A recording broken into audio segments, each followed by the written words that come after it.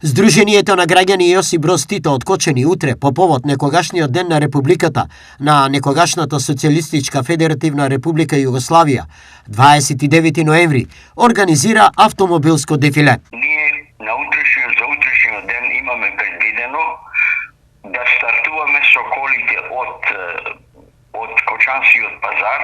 Пред нашите коли има полициска кола која што не обезбедува по патот да биде се уред, да нема никакви проблеми сообраќајни, и тоа го правиме секоја година, еви и оваа година.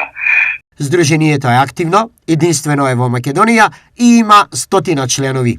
Има следбеници, имаме над прилика 100 членове кои што на saстанци кога викаме доаѓа, и од теко на годината кога имаме некои настани, прилики, собереме се.